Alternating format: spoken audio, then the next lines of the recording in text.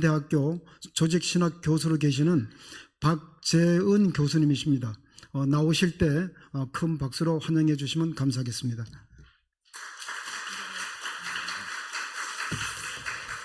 여러분 반갑습니다. 제가 오늘 서울에서 6시 30분에 출발했습니다. 왜냐하면 6시 반에 출발하면 3시간 걸릴 줄 알았거든요. 근데 제가 5시간 걸렸습니다. 그래서 오다가 너무 졸려가지고 막 혼자 막 허벅지를 막 꼬집으며 왔습니다. 그래서 무사히 딱 왔더니 우리 귀한 장로님과 권사님들 계셔서 너무 좋았고요. 또 오랜만에 우리 제 동기 목사님 박정길 목사님도 만나고 참 함께 대학에서 같이 공부하고 같이 동아리도 했던 아주 친한 친구였거든요. 여러분 박정길 목사님 잘 부탁드립니다.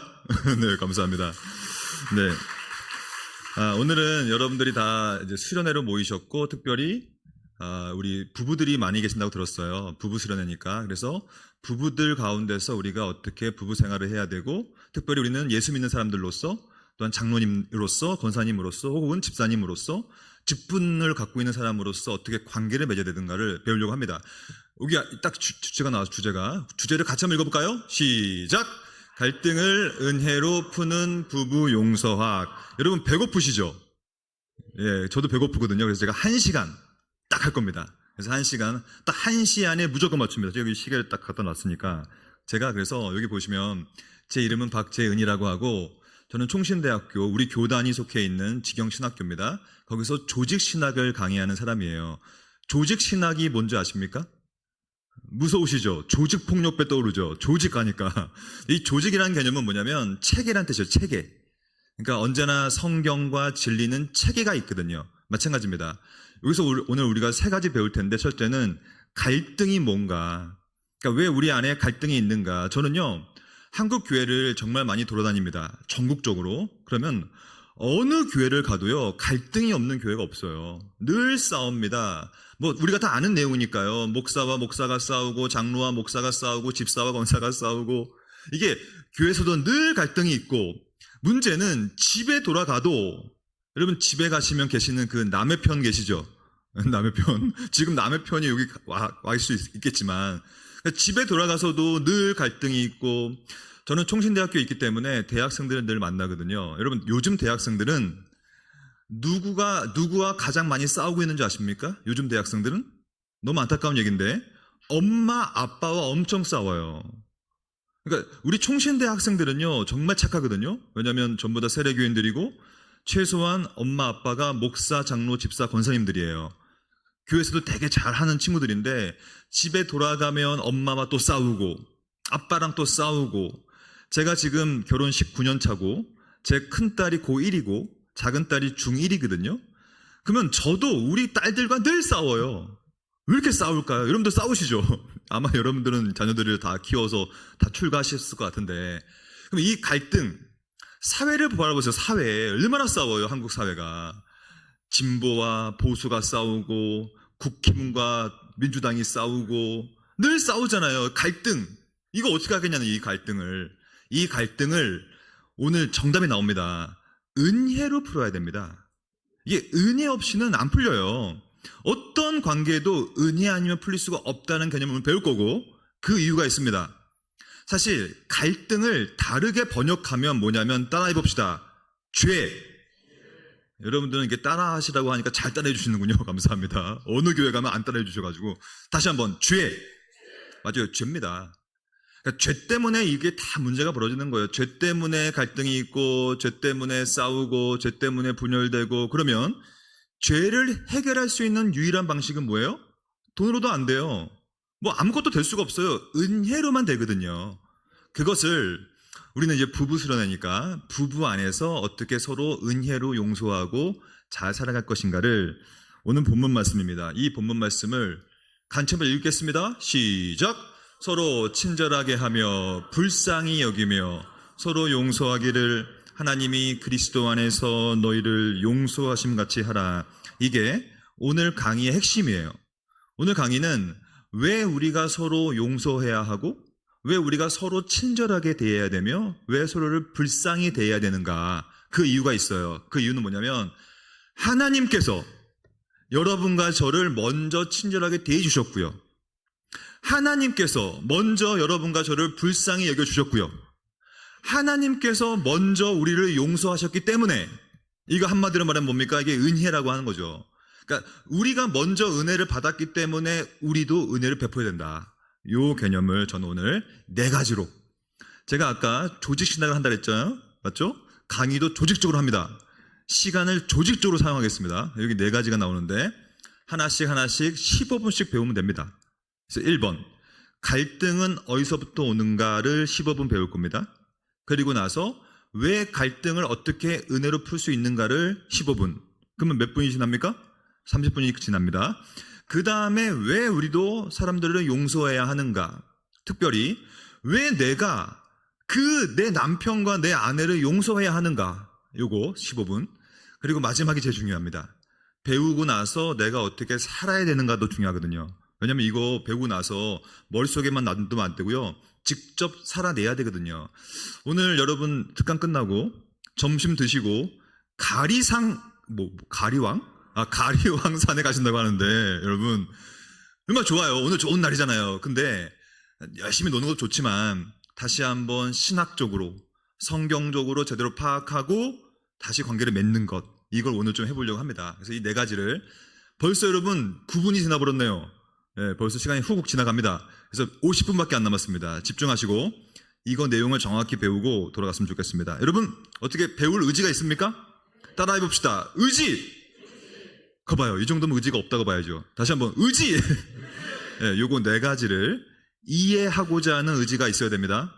이게 되게 신학적으로 중요한 내용이고, 저는 신학을 하는 사람이기 때문에 제가 단순히 부부 세미나를 하러 온 게 아니라 부부간의 관계를 어떻게 신학적으로 풀 수 있을까를 말씀드리러 왔어요.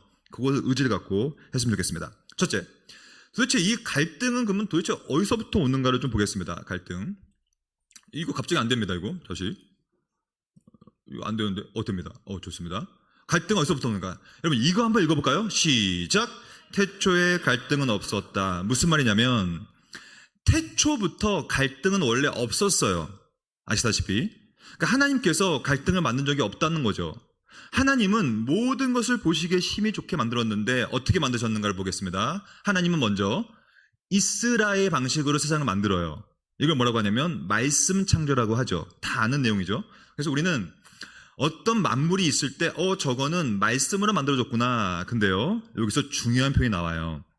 이게 이제 히브리어라는 것인데, 구약 성경은 히브리어로 썼으니까 여기 보시면 하야라는 게 있어요. 따라합시다. 하야. 이 하야가 히브리어인데요, 뜻이 뭐냐면 있다라는 뜻이에요. 있다.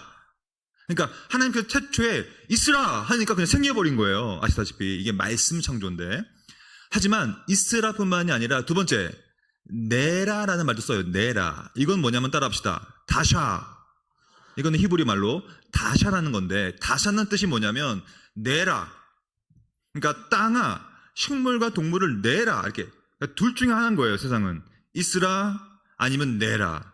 이게 바로 말씀 창조의 뜻이에요. 그러니까 여러분들이 눈으로 보는 모든 것들, 오늘도 가리왕산에 가셔서 볼 모든 것들은 전부 다 있으라 아니면 내라로 만들어진 거예요. 이해되셨죠?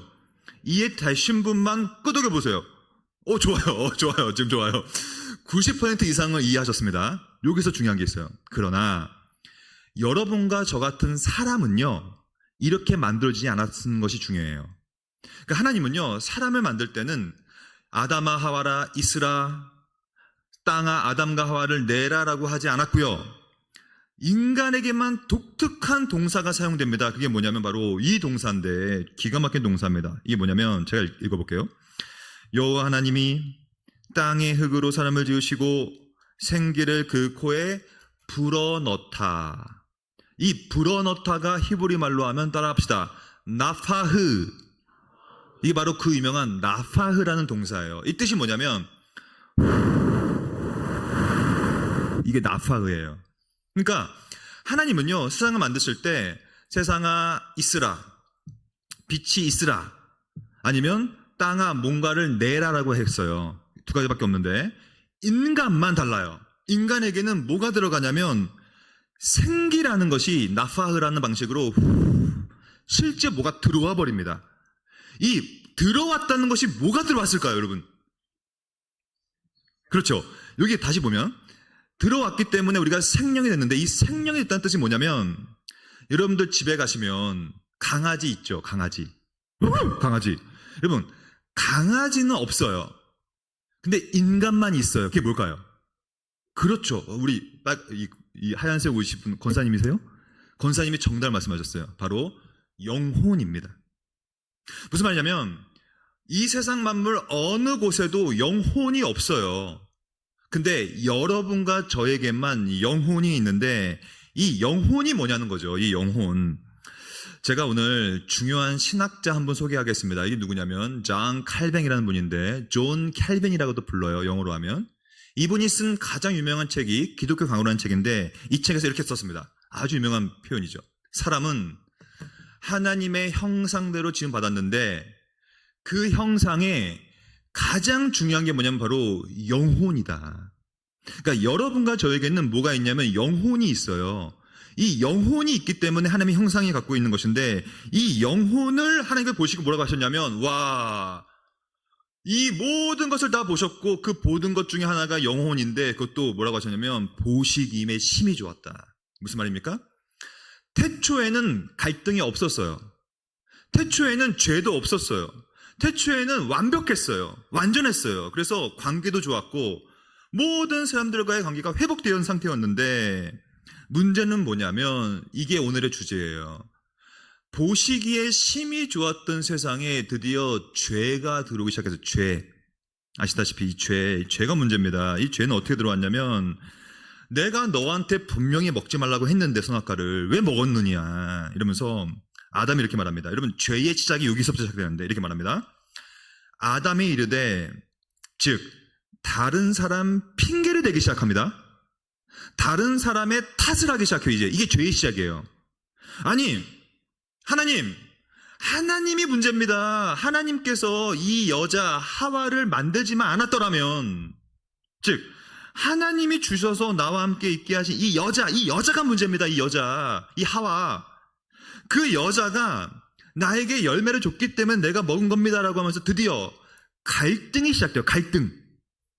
다시 볼게요. 다시. 여러분 원래는 갈등이 없었단 말이에요. 전혀 없었습니다. 근데요. 죄를 짓자마자 바로 갈등이 생겨요. 아마 여러분들도 아마 부부생활 오래 하셨으니까 아실 거예요. 저는 지금 19년밖에 안 됐지만 여러분들은 아마 29년, 39년 막 결혼생활 오래 하셨잖아요. 근데요. 결혼 생활을 오래 하면 할수록 저도 그런데요. 어떤 마음이 드냐면 당신 탓이야. 당신 탓이지. 내가 당신을 만나가지고 하필이면 내가 진짜 다른 여자를 만났어야 되는데 하필이면 내가 당신과 결혼해가지고 솔직히 당신이 아까워 내가 아까워? 내가 아깝잖아. 내가 당신 걷어들인 거 아니야? 이러면서 남 탓이 시작해. 남 탓.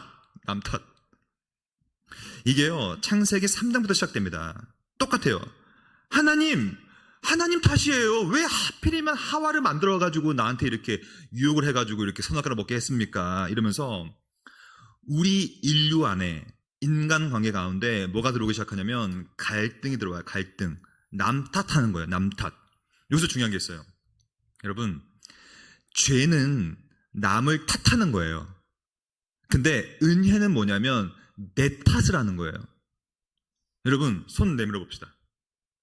우리 정서는 우리 강동노예는 이렇게 다들 잘 들어주시는군요. 하라고 하면 그대로 하시는군요. 저 감사합니다. 이걸로 가지고 이렇게 합시다. 내 탓이야.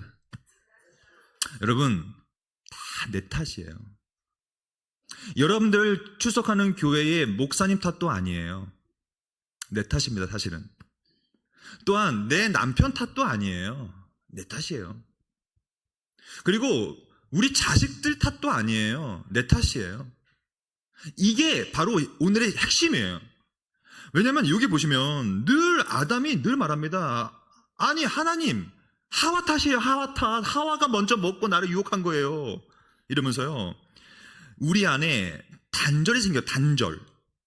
왜냐하면 남 탓하게 되면 기분이 상하거든요. 관계가 깨져버리죠. 우리 가슴에는 뭐가 있냐면 심장이 있습니다. 심장. 보십시다. 심장은 어떤 역할을 하냐면 아시다시피 피를 뿜어요. 이렇게 펌프질을 해서. 그러니까 피가 팍 도는 거예요. 이렇게 펌프질을 하면 피가 또 팍 돌아요. 지금은 또 몇 바퀴 뛰고 있는데 저희가 피가 돈다는 뜻이겠죠. 근데요, 이 피가 원래 돌아야 되잖아요. 안 돌면 어떻게 됩니까? 이렇게 되는 거예요. 제가 그래픽을 보여드릴게요. 이거 보세요. 피는 원래 이렇게 흘러야 되거든요. 돌아야 된다는 거죠. 근데요, 이게 안 돌고 기름을 많이 먹고 고기를 많이 드시면 여기 안에서 혈관벽이 두꺼워짐을 통하여서 점점점 이게 두꺼워져서 피가 통과하지 못하여 고혈압, 동맥경화, 심근경색, 협심증, 이게 바로 피가 안 돈 결과 아니겠습니까? 몇 년 전에 저희 학교에서 한 교수님이 쓰러졌어요. 왜냐면 머리에 있는 혈전이 막혀가지고 뇌출혈료, 뇌경색이 오셔가지고 쓰러졌어요. 그 다음에 죽다가 살아나셨거든요. 이게 무슨 뜻입니까? 돌아야 된다고. 여기 광기가 돌아야 되고 소통이 돼야 되는데 죄 때문에 단절돼 버린 거예요. 니 탓하니까 맨날 니 탓. 여러분, 죄라는 것은요, 성경이 이렇게 말하고 있습니다.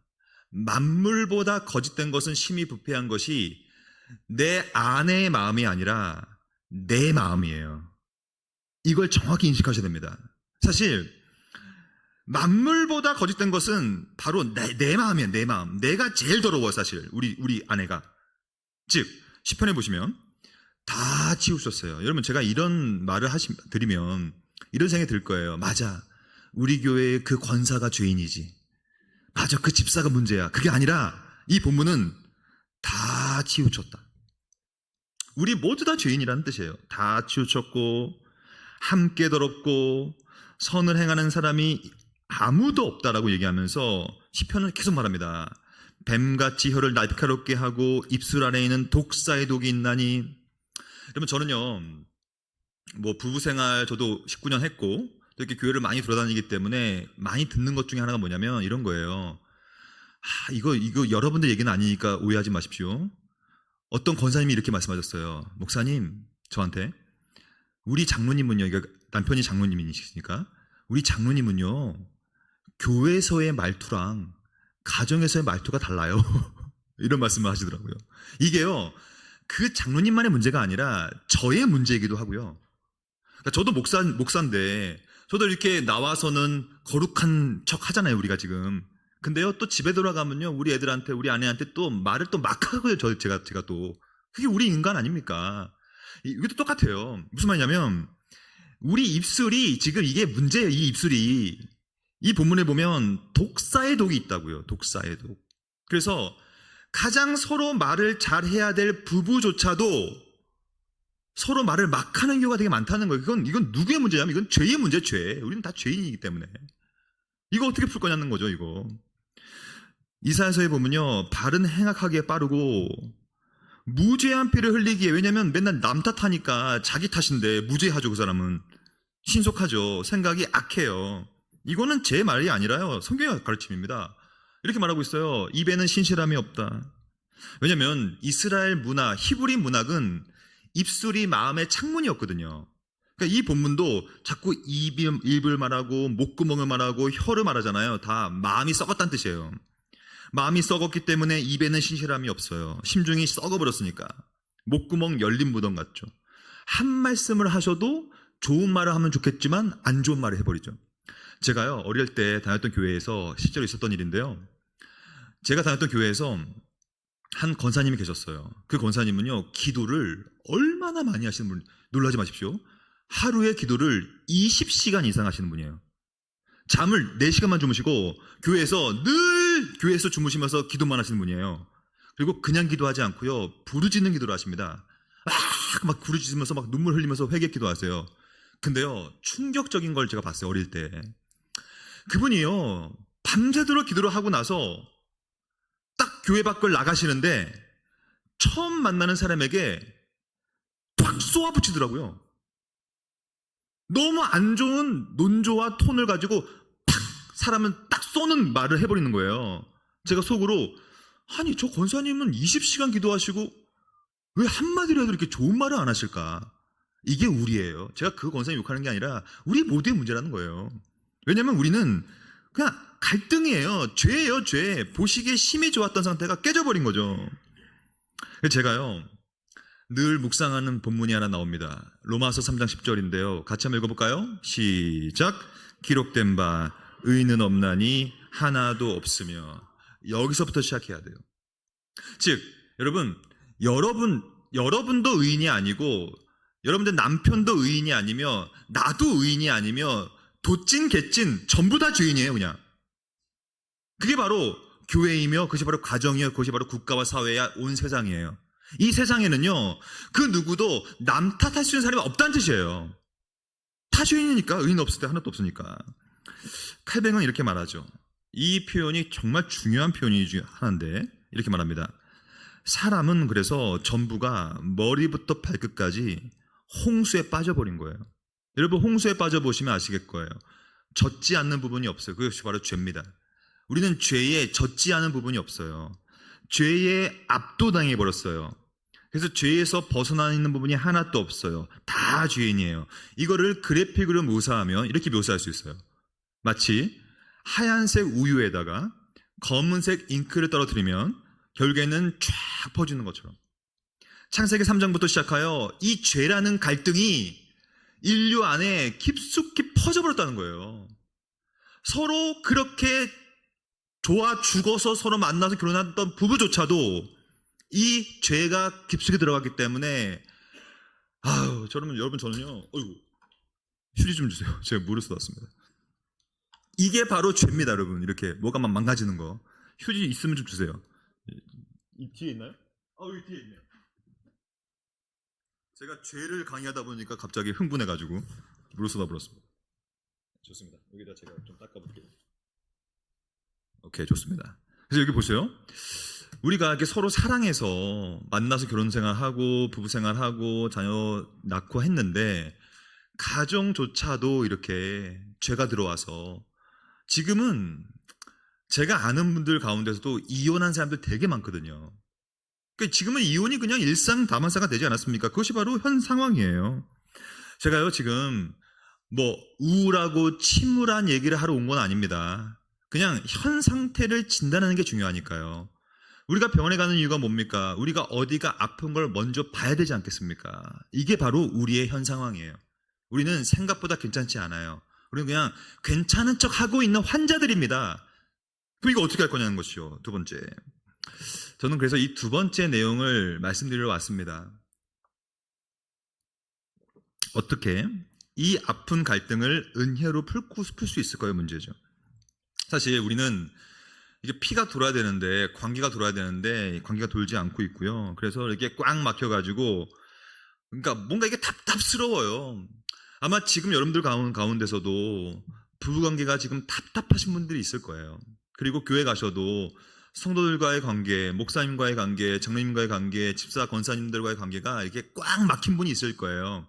그럼 제가 이거를 어떻게 뚫어야 되는가를 말씀드릴게요. 이 뚫는다는 개념을 좀 제가 그래픽으로 보여드릴게요. 바로 이겁니다. 이거 보세요.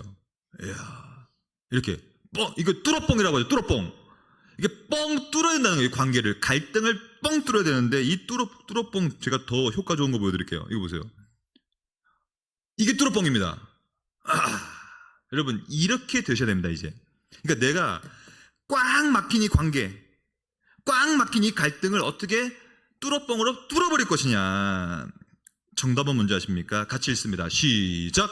갈등은 은혜로만 풀린다. 여러분 이게 정답이에요. 반대로 말해볼까요? 왜 여러분들이 갈등이 있는지 아십니까?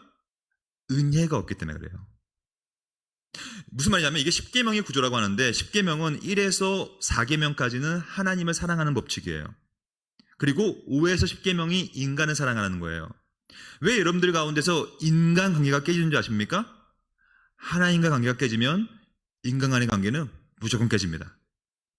즉, 왜 죄가 있는가는 결국에는 은혜가 없기 때문인데 은혜로만 풀린다면 결국에는 내 안에 은혜가 없기 때문에 갈등이 증폭된다는 뜻이에요. 이걸 제가 지금부터 설명해 볼게요. 바로 이것이 로마서의 구조인데 같이 읽어볼까요? 시작. 죄가 더한 곳에 은혜가 더욱 넘쳤나니. 제가 아까 왜 자꾸 죄를 얘기했냐면 죄를 인식해야만 은혜가 더해지거든요. 왜냐면 죄라는 것은요 은혜로만 깨부실 수가 있기 때문에 그래요. 그러면 이 은혜는 어디서부터 오냐는 거죠. 여러분 은혜는 말씀으로부터만 옵니다. 이걸 정확히 하셔야 돼요. 하나님은요, 우리에게 언제 은혜를 베푸시냐면 기도할 때 베푸시는 것도 아니에요. 그건 기독교가 아니에요. 기독교라는 종교는 말씀 종교예요. 내가 만약에 말씀이 없는 상태에서 기도만 한다? 그게 신비주의라는 겁니다. 말씀이 없는데 기도만 하면 이상하게 되는 거예요. 여러분 혹시 기도원에 가보셨습니까? 저는 어릴 적에 우리 부모님 손잡고 기도원을 정말 많이 다녔거든요. 기도원에 올라가면요, 직장 버리고 가정 버리고 기도원에만 사는 분이 계세요. 늘 기도만 하시죠. 기도원에서. 한번 대화해 보셨어요? 저는 대화 많이 해봤거든요. 평생 기도원에서 그냥 기도만 하는 분을 만나면요, 대화를 해보면 뭘 느끼는 줄 아세요? 이상합니다. 뭔가 이상해요. 왜냐하면 신비주의에 빠져 있어요. 세상도 없고 직장도 없고 가정도 없고 기도만 열심히 하잖아요. 사람이 이상하게 됩니다. 왜냐하면 거기 안에는 말씀이 없어 그래요. 은혜는 기도로 오는 게 아니에요. 말씀과 더불어 하는 기도로 오는 거겠죠. 그리고 많은 요즘 사람들은요, 찬양을 통하여 은혜를 받으려고 해요. 불가능합니다. 기독교는 딴따라가 아니거든요. 기독교는 노래방이 아닙니다. 내가 찬양한다고 해서 은혜 받는 게 아니에요.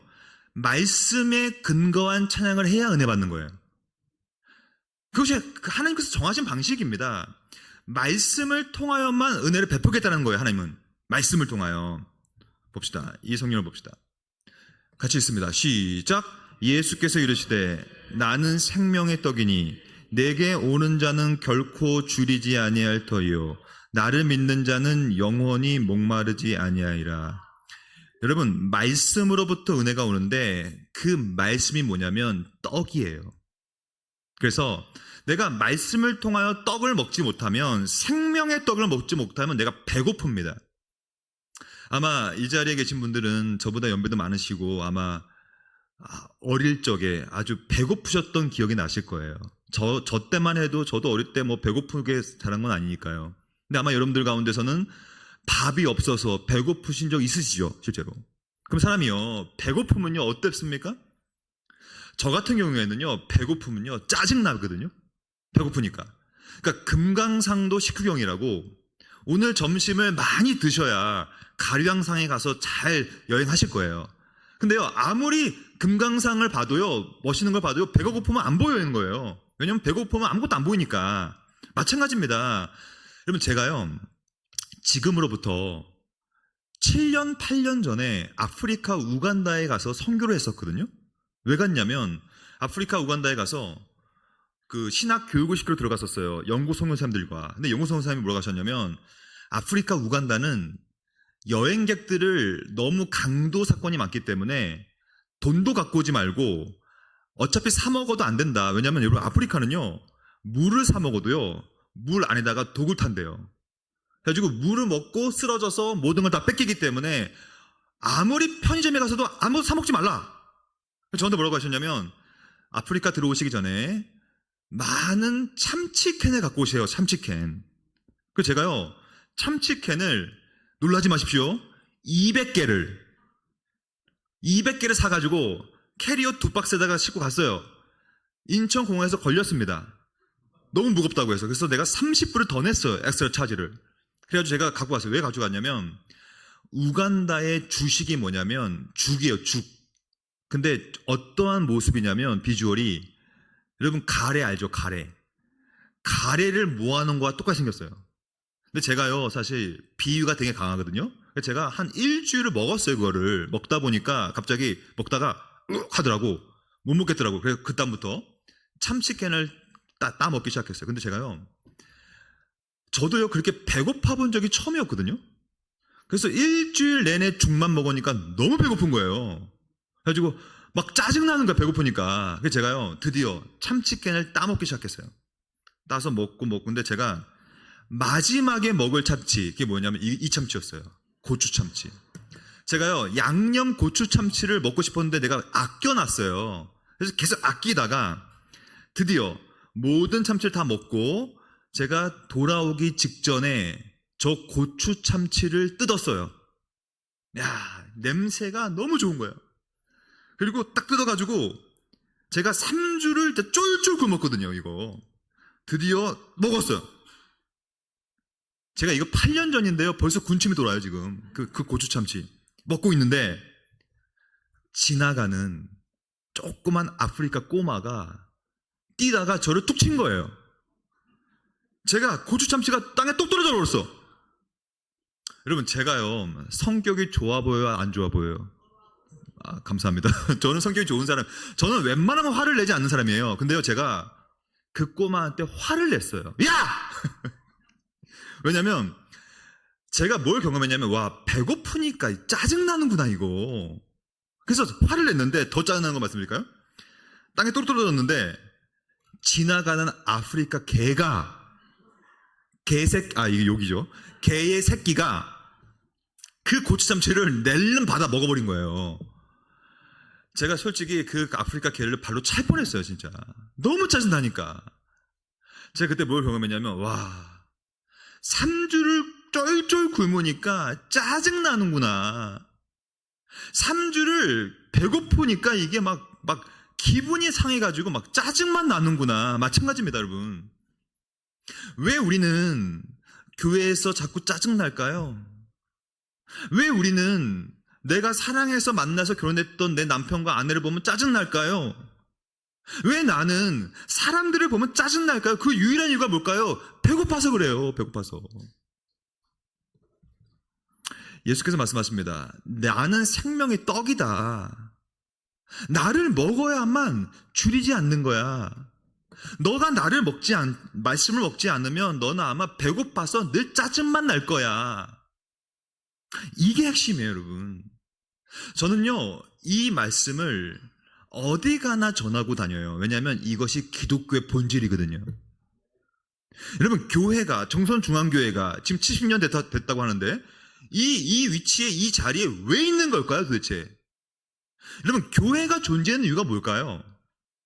교회의 존재 이유는 직분자를 세워서, 목사, 장로, 집사, 권사를 세워서 생명의 말씀을 전하라고, 그리고 그 생명의 말씀을 들으라고.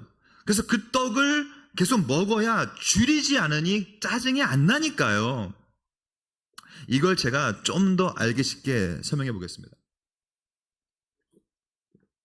만약에 제가요, 지금 여러분들 통장에다가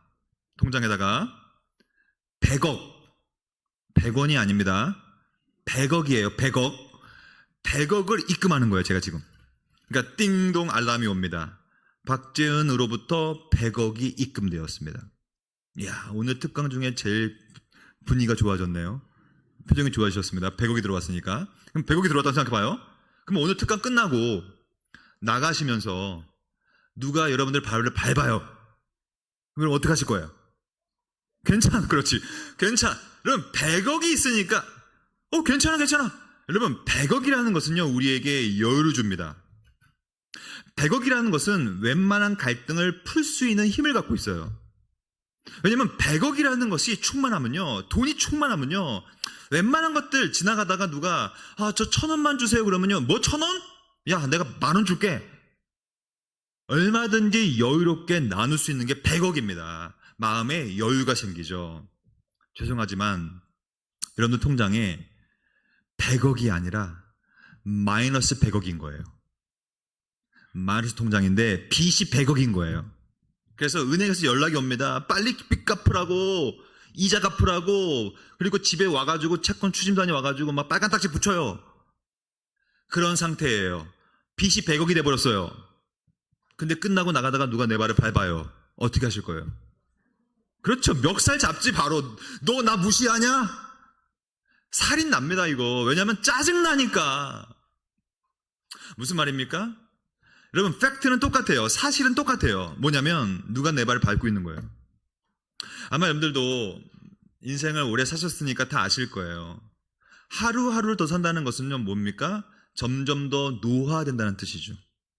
점점점 어딘가 아프다는 뜻이죠. 내가 살면 살수록 건강해지지 않아요. 점점점 아프고요. 아프면 짜증나죠. 아프니까요. 그리고 저도 애 둘 키우고 있지만 애를 키운다는 것이 얼마나 큰 변수입니까? 내 마음대로 할 수 없는 게 애 아닙니까? 그러면 애가 잘 되면 좋겠지만 잘 안 되면 또 짜증날 거 아니겠습니까? 그러니까 우리 인생은요, 가면 갈수록 누가 내 발을 더 밟는 것이지 누가 내 발을 덜 밟지는 않는다는 뜻이에요. 똑같아요. 누군가 내 발을 밟고 있을 거예요. 그러면 내가 100억으로 채워져 있느냐? 아니면 마이너스 100억으로 짜증나 있느냐의 문제예요. 마찬가지입니다. 만약에 여러분들의 영적인 통장 안에다가 말씀을 채워보세요. 그 말씀의 씨앗, 예수께서 이르시되 나는 생명의 떡이다. 나는 말씀이야. 내 떡을 채워야 한다. 그래야지 결코 줄이지 않을 거야. 내 생명의 양수를 네가 먹어야 돼. 그래 영원히 목마르지 않을 거야. 여러분, 줄이고 목마르면요, 아무리 멋진 관광을 가도 배고프면 짜증난다는 거예요. 그래서 저는요, 이 본문 말씀을 참 중요하게 생각합니다. 같이 한번 읽어볼까요? 시작. 내게 이르시되 인자야 내가 내게 주는 이 두루마리를 내 배에 넣으며 내 창자에 채우라 하시기에 내가 먹으니 그것이 내 입에서 닭이가 꿀 같더라. 우리 사랑하는 우리 장로 부부 여러분, 강동로의 너무나 중요한 직분자들 아니겠습니까? 여러분 먼저 할 건 뭐냐면 말씀 두루마리를 배에 채워 넣어야 돼요. 이건 말씀이 없는데 맨날 짜증만 나죠. 말씀을 내 안에 내 창자에 채울 때 내가 배부르기 때문에, 그 말이 뭐냐면 은혜에 충만하기 때문에 웬만하게 내 발을 밟아도요, 괜찮아, 넘어갈 줄 믿습니다.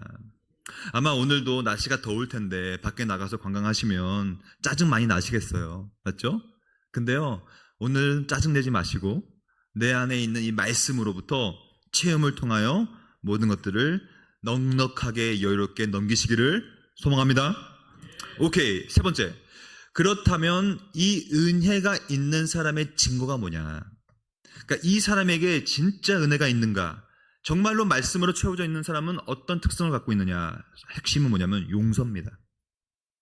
이게 왜 그러냐면 은혜라는 것의 절정은 누구냐면 예수 그리스도거든요.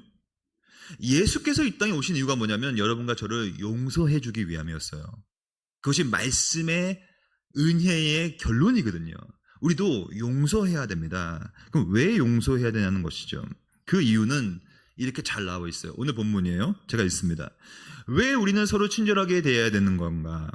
왜 우리는 다른 사람을 불쌍히 여겨야 하는가? 여러분, 만약에 가정이나 교회나 사회나 직장에서 여러분들을 힘들게 하는 사람이 있다면 그 사람을 반드시 불쌍히 여기시기 바랍니다.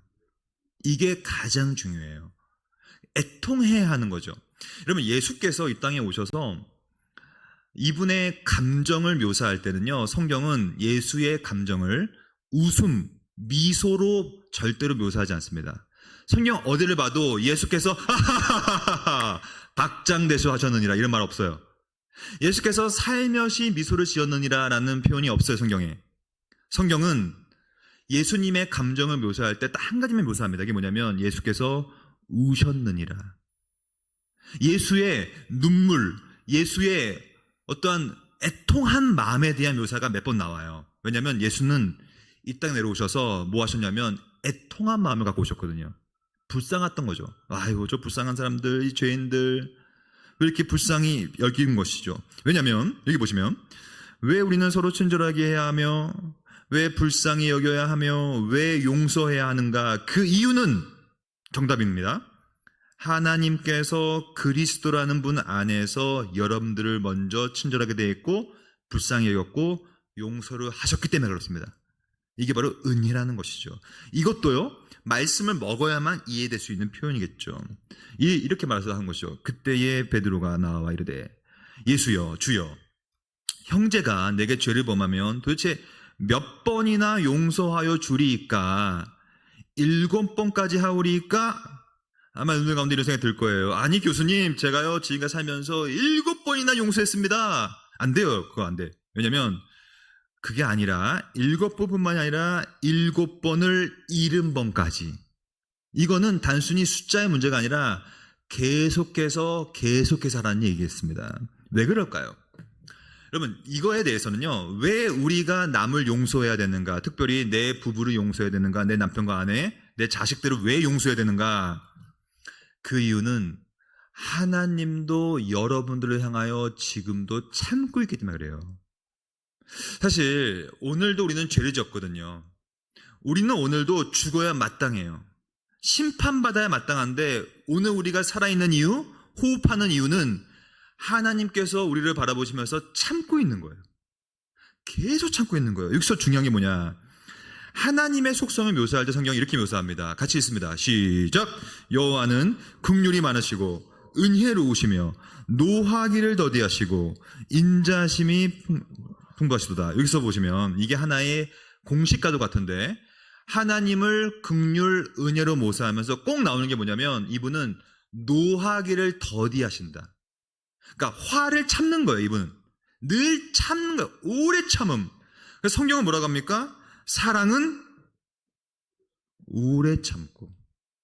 왜 성경이 사랑을 묘사할 때 처음으로 오래 참음을 말했을까요?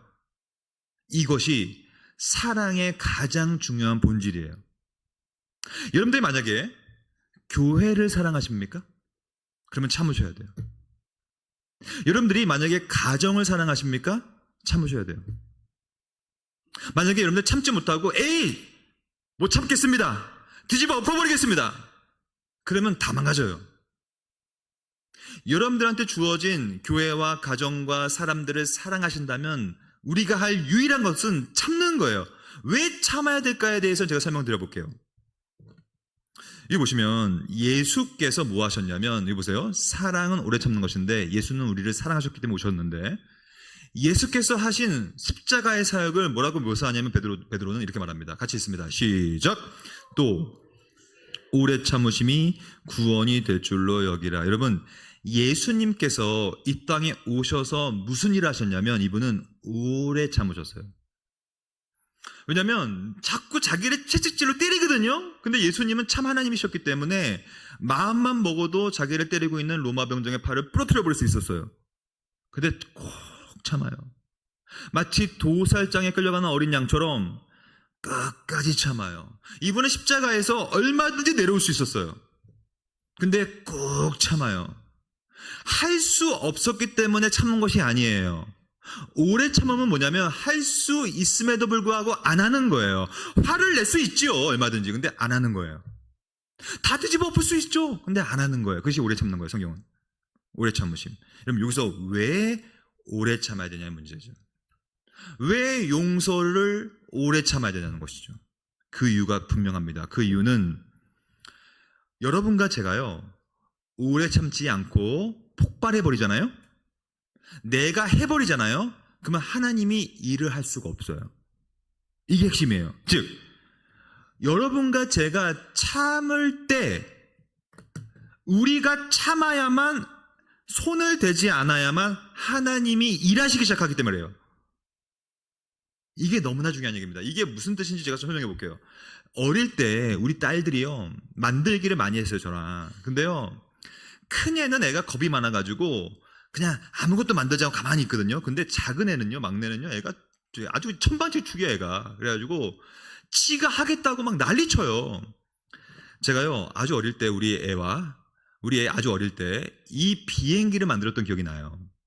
그러면 이 비행기는요, 나무로 만들어 놓은 것인데 이 안에 모터가 들어가요, 모터. 그래서 밑에 보면 배터리도 집어넣게 되어 있고 전선도 이렇게 연결해야 됩니다. 근데요, 그 5살짜리 그 꼬마 애가, 여자애가 뭘 안다고 지가 만들겠다는 거야, 지가 만들겠다. 그러니까 제가, 체리나, 너가 만들 수 있는 부분들은 아빠가 줄 테니까 그것만 만들어주고, 너가 이거 전기 같은 거 잘 못 만지잖아. 아빠가 할게. 그러니까 애가 갑자기 막 울면서, 아빠, 내가 하고 싶어요! 막 이러는 거예요.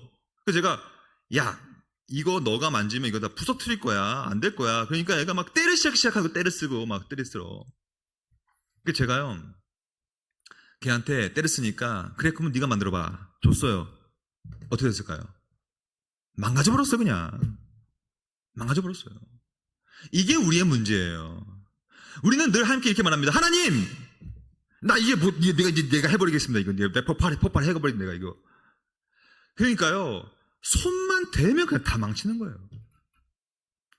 여러분, 우리 큰 애는요 지혜롭게 아빠가 해주세요. 아빠가 해주. 근데 걔는 좀 너무 또 수동적이야, 애가. 그래도 뭐 자기가 못하는 건 아니까 아빠가 해주세요. 아빠가 해주세요. 그러면 제가 해주면 큰애 것은 잘 만들어서 주면요, 작은애 것은 지가 다 망가뜨렸는데 또 막 뗐어. 막 왜 내 건 없냐고, 지가 망가뜨렸으면서. 마찬가지입니다. 우리의 문제는 뭐냐면요, 못 참아요. 못 참아서 자꾸 내가 손을 내려고 하고, 내가 관계를 풀려고 하고, 인간적으로 뭔가를 해보려고 하니까 비행기가 다 부서져 버리는 거예요. 교회가 깨지고, 가정이 깨지고, 민족과 사회가 다 깨져버리는 거죠. 사실 우리가 참을 때 전지전능한 하나님 아버지는 일하기 시작할 거예요. 그러면 그 일은 완벽할 겁니다. 우리가 손을 댔기 때문에 문제였던 거예요. 다 깨버린 것이죠. 그럼 저는 이 마지막 내용으로 좀 적용해 보려고 합니다. 여러분 생각보다 잘 들어주셨고요. 생각보다 여러분 진짜 잘 들어주셨습니다. 고맙습니다. 여러분 정말 감사합니다.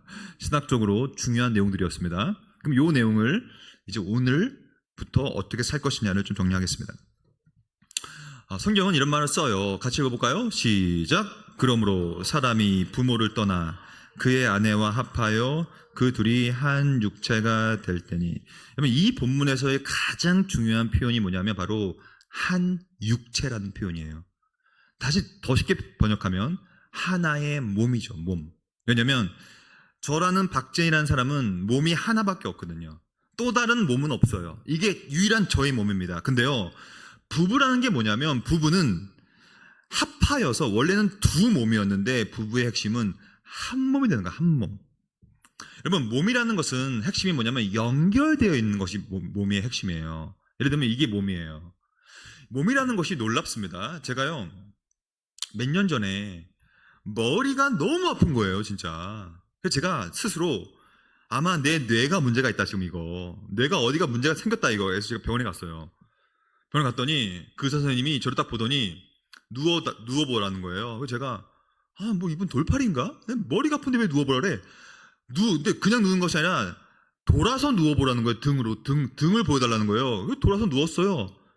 마음속에는 의심을 가득했어요. 아니 돌팔인가? 머리가 아픈데 자꾸 누워라.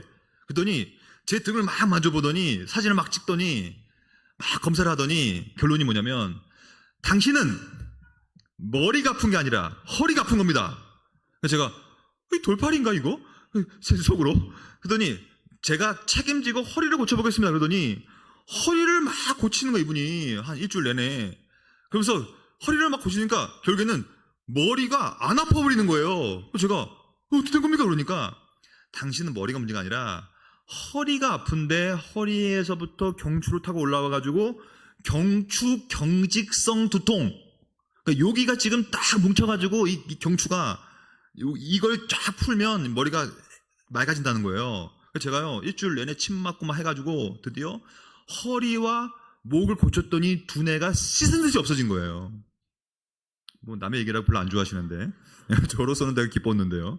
이게 무슨 뜻입니까? 와, 인간의 몸은 이렇게 한 몸이구나.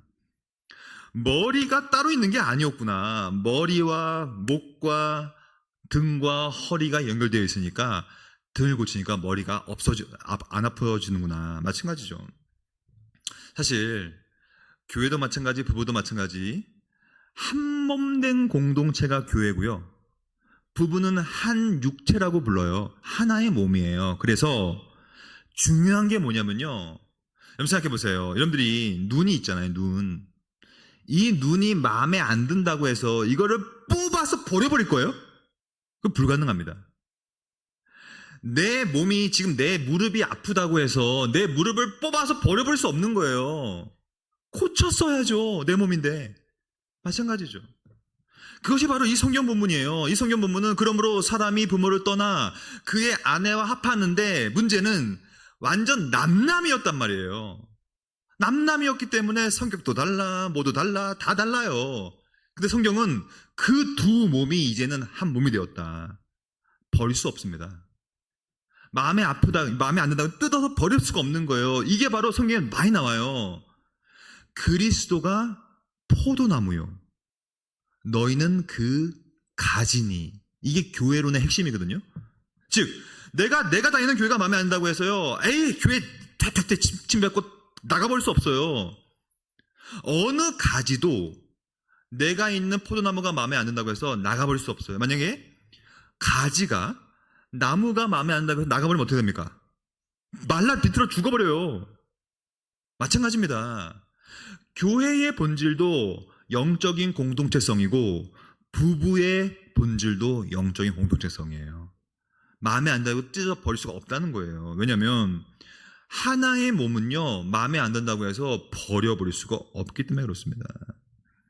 그래서 저는요, 여러분들이 오늘도 내 옆에 계신 남편과 아내, 그리고 교회 가시면 계시는 많은 가지들, 그 가지들을 떼어서 버릴 수가 없기 때문에 어떻게 하면 은혜 가운데서 그들을 다시 보듬어주고 보살펴 줄 것인가를 고민할 필요가 있다는 것입니다. 정리해 볼까요? 우리가 이 4가지를 배웠어요. 총정리하고 마무리 짓겠습니다. 첫째, 가장 중요한 것은 바로 왜 이러한 갈등과 깨짐이 어디서부터 오는가를 파악하는 것이 제일 중요해요. 이거는 단순히 성격 차이도 아니고요. 서로 지연, 학연, 혈연이 다르기 때문도 아니에요. 본질적인 문제는 뭐냐면 죄입니다. 교회의 문제도 죄의 문제였고, 가정의 문제도 죄의 문제였고, 부부간의 문제도 다 죄의 문제예요. 그럼 이 죄의 문제를 해결할 수 있는 유일한 방식이 뭐예요? 은혜밖에 없다는 거예요. 근데 왜 자꾸 다른 걸로 갑니까? 뭐 심리검사? 저는 그걸로 안 된다고 봅니다. 뭐 부부 세미나 가서 몇 번 상담한다고 됩니까? 안 된다고 봅니다. 약물 치료 된다고 봅니까? 안 된다고 봅니다. 죄의 문제는 은혜로만 해결하는 수밖에 없어요. 그걸 오늘 인식해야 됩니다.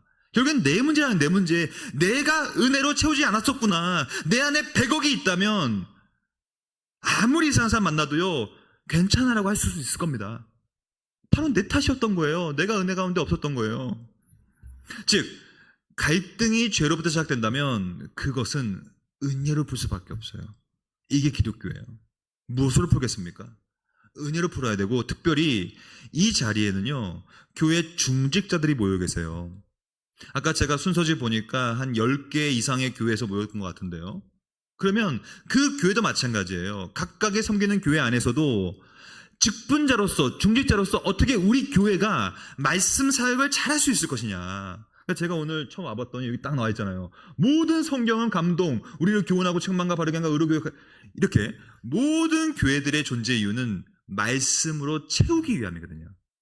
그 사역을 각자의 교회에서 최선을 다하여 하시길 소망합니다. 그래야만 내 안에 100억이 들어와 있어야만 누가 내 발을 밟아도 괜찮아라고 쿨하게 넘기죠. 세 번째, 왜 용서해야 하는가? 나도 용서를 받았기 때문에 그렇습니다. 그래서 여러분들이 이런 게 있을 거예요. 아마 각자의 교회에서 또한 가정에서도 마찬가지일 텐데요. 꼴도 보기 싫은 사람 있죠? 있을 줄 믿습니다. 없을 수가 없어요. 교회가 오래되면 될수록 원수가 더 많아지고요. 부부생활 오래 하면 할수록 더 원수가 될 수밖에 없는 것이 죄성이 있는 죄인의 모임이기 때문에 그렇습니다. 그런데요, 이 한 말씀 드리고 좀 마칠 건데요. 오늘 강의를 마치면서 가장 중요한 실천적 고찰이에요. 여러분들이 평생 동안에 한 명만 용서해 보시기 바랍니다.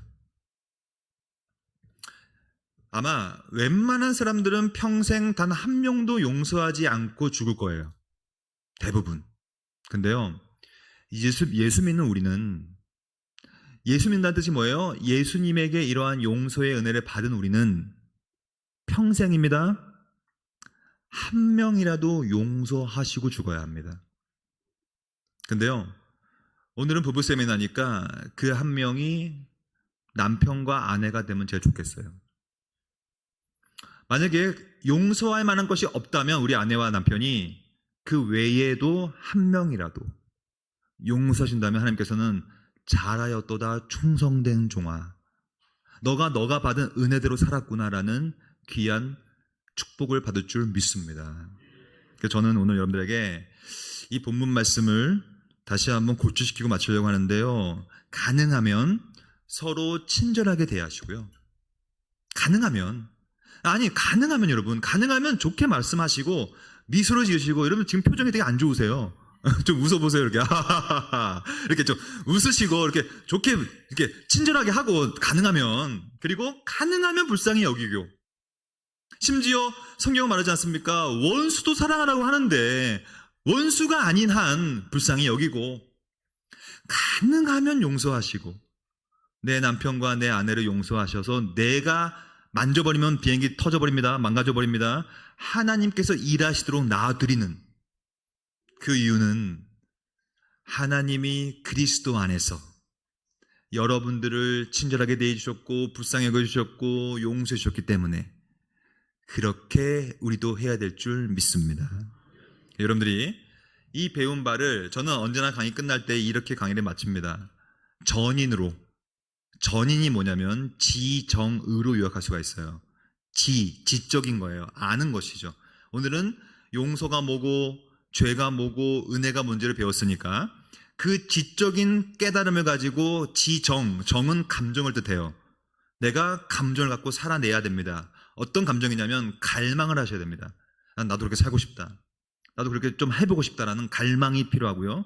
그 갈망은 지정의라고 하는 우리가 아까 처음에 같이 외쳤던 그거 바로 의지입니다. 의지를 갖고 살아내셔야 돼요. 오늘도 마찬가지입니다. 오늘도 당장 더운데 나가시면 짜증날 텐데요. 하지만 오늘도 한번 사랑을 베풀어 보고 친절하게 대해봄을 통하여서 이 배운 바를 전인으로 살아내시길 기도합니다.